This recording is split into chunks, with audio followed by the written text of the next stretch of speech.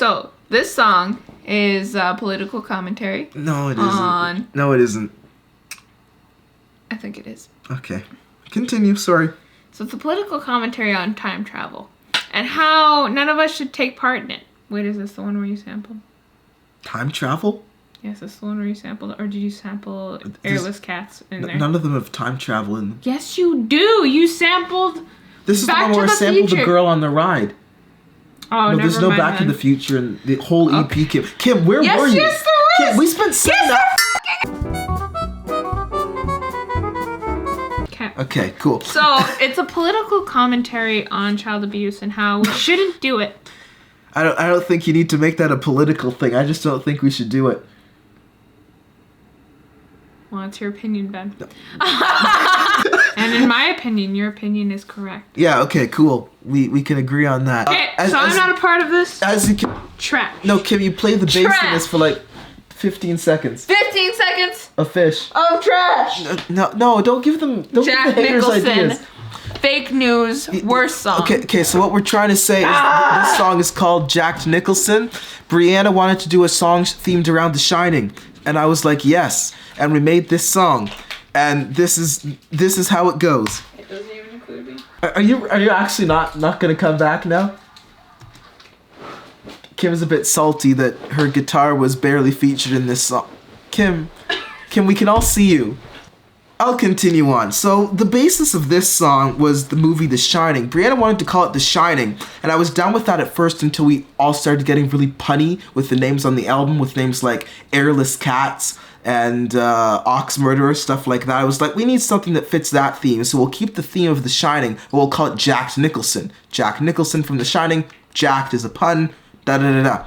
Now this song samples a young girl on a ride at Canada's Wonderland in Toronto, Ontario, who is threatening to kill everyone on the ride because of how scared she is. And she goes on about killing everyone on the ride. And I took the sample years ago from an old ride POV video that used to be on YouTube that I can't find anymore. And I've just been waiting for years to put this sample into a song. So it ended up in this one.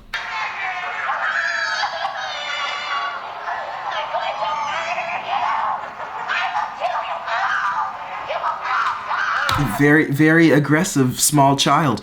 So, going on from that, there's an intro, lots of synth guitar here. Here I wanted to push the synth guitar and do something that sounds like guitar, but isn't necessarily something a guitarist would play. So that makes me interested to see how Kim... I could play it. Yeah, I know you could, Kim. I'm saying in the VIP you should cover what I did with the synth guitar. Maybe I will. Cool. Or I'll... That would be awesome. Yeah, that's the spirit. Sorry about Kim. Moving on. Intro. Intro of this song, aside from the girl screaming, starts to go into some guitar arpeggios.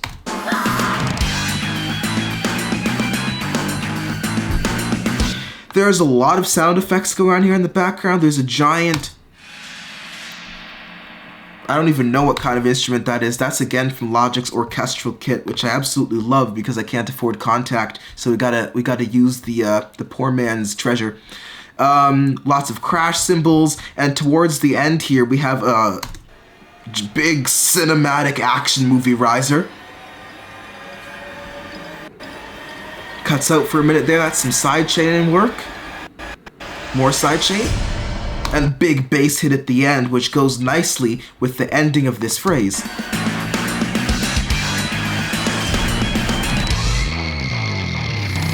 And that scream sample is actually Brianna. Funny story, when Brianna and I were recording that scream sample, it took us forever to get a take that the computer would record through until the end because Logic kept detecting it as feedback and cutting the recording.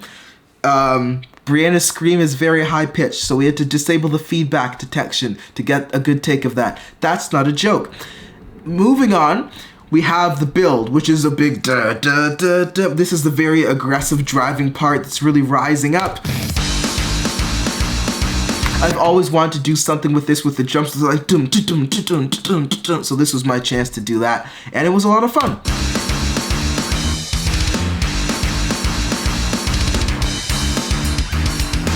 I really like drum beats that go into little breaks where it's back into a rhythm where it's like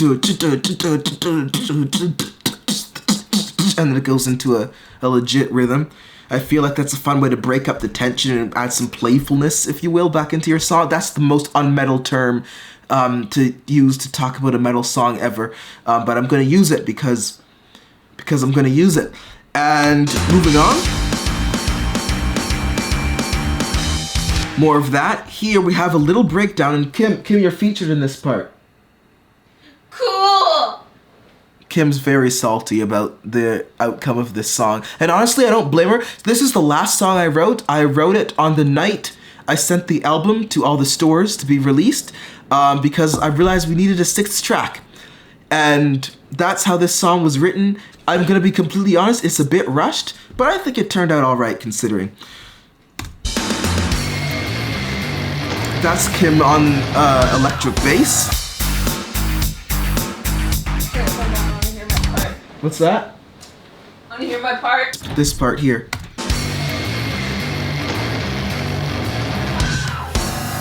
I'm so talented. Okay, Heck yeah, you are. Okay, bye. That last hit there is actually a piano being played in reverse, which is a fun way to do a build-up that's completely impossible to do with an acoustic piano. It's just straight, but it's fun to do a synth piano in this case, bounce it to audio, and then reverse it. So we have Kim's bass there. We have another scream from Brianna drenched in reverb.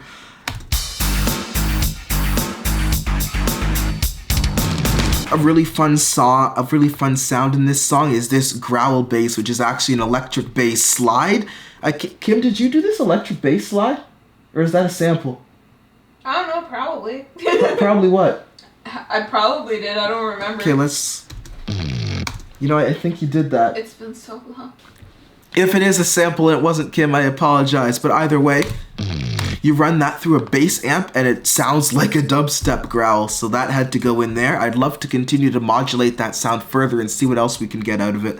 So I've saved that in my personal sample library and we're going to keep pushing that sample to the max. Keep an eye out for it in future songs and let us know if you hear it.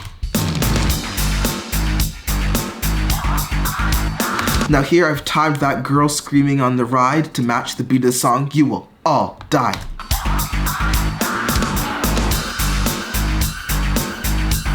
The drop, honestly, is about doing as much as you can with as little as you can. Quite simple, not a lot going on in the drop, just duh, duh, duh, duh, duh, duh, duh, duh. I really like those extensions, which are probably not the most metal thing you can do with a guitar. But I enjoy them, if I can find them. Yeah, over here. I don't think that's a thing that's common in metal, but it works out here. Moving on, the in-between section is pretty much identical to the build-up, again to save time. Here we have some fun guitar, and that's being run through an OTT. All the guitar here is being run through... The guitar is not being run through an OTT. I lied. It sounds quite crispy though. And that was accomplished likely through the EQ. Yeah, so I'm boosting a lot of the frequencies here, and that's getting that crunch in there. Additionally, there's a fat effects on the guitar, which is pretty much I'm just using it for some distortion, compression, basic compression that's mostly coming from a different compressor, and I believe I have some saturation on. Yes, I have some saturation on here. That's what the distortion part of the plug-in chain is for. The second drop happens after a copy paste of the first build-up. Little break here. Experimenting with some 110 beat per minute break beat, which is fun. I love break beat. I've never really heard it at this tempo before, but I think it turned out pretty interesting. The only thing I would change about the song is I'd make that little riff last longer before it switches. I think it's pretty groovy, and I don't think it lasts long enough. And here it starts to switch. And the guitar is about to go double time.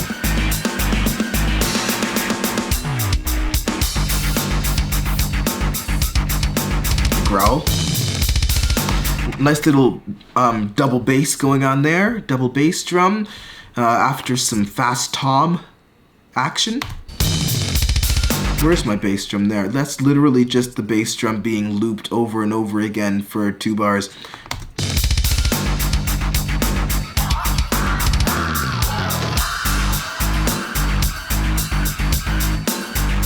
And of course, one of the final elements I'll talk about in this song is the psycho strings. I love psycho strings. It's pretty much just a very tight chord being run through a violin instrument. In this case, I've used the scoop articulation in Logic strings to get it to go like the psycho strings, and I believe that's being layered with this, which is just a little pluck playing the same notes. And between the two of them, you get like a dream-like version of the original psycho strings. That's pretty much the entire song. Oh, Kim's featured again in the outro. It's the same loop from previously, but I give it some more time because by this point I felt bad about not having enough clips of her guitar to include. We were on release day. I'm like, I don't want to do the whole song myself. So I found a place for her. Please never do that again. I found a place for her, and yeah, we made it work.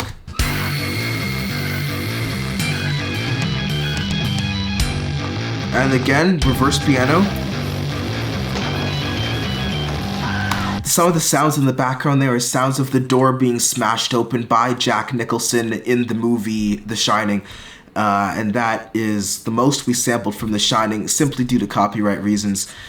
And that's essentially Jack Nicholson. Tune in next time when Kim will actually be part of the video. When Kim will act. Okay, 15 seconds of fish. Thanks for watching. I'm out. If you have any questions for us, drop them in the comments below or reach us on Instagram at 15SOF_band. Be sure to DM us there with any questions and we'll be happy to make a follow-up video or just answer you through text. Thank you very much. We'll be back in the next video.